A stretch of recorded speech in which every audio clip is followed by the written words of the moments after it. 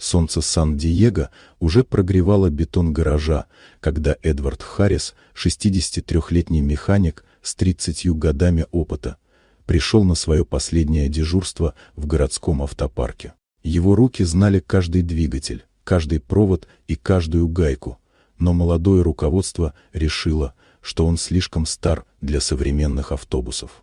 Новым менеджером стал 30-летний Райан Стюарт, выпускник технического колледжа, уверенный в цифровых системах и теориях оптимизации.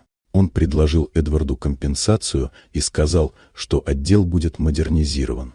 Эдвард молча собрал свои инструменты, каждый из которых имел свою историю: ключи, переданные от отца, самодельные отвертки, молотки, которыми он обучал сына. Коллеги смотрели на него с уважением и грустью, понимая, что мастерство невозможно заменить новыми гаджетами.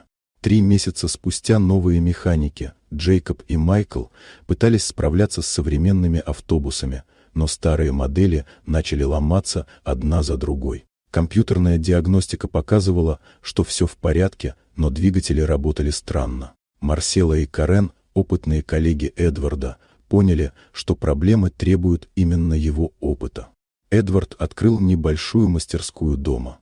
Соседи приносили автомобили с проблемами, которые никто другой не мог диагностировать. Слухи о его навыках разнеслись по всему Сан-Диего, и вскоре он получил звонок из автопарка.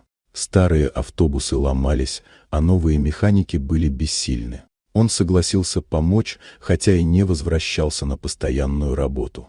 Приехав на место, Эдвард за несколько минут исправил то, что современные технологии не могли определить. Он слушал двигатель, чувствовал вибрации и понимал каждую деталь. Старые автобусы ожили, а молодые механики наконец поняли, что опыт нельзя заменить компьютером.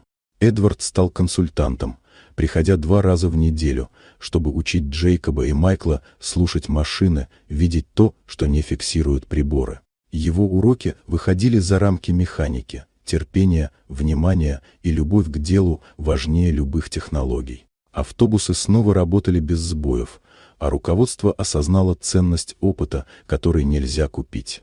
В своей мастерской Эдвард продолжал чинить автомобили соседей и обучать молодых учеников. Для него истинная ценность механика заключалась не в возрасте, а в умении поддерживать движение города, один двигатель за раз. И каждое утро, когда он слышал ровный звук хорошо настроенных двигателей, он улыбался, зная, что его наследие живет на улицах Сан-Диего.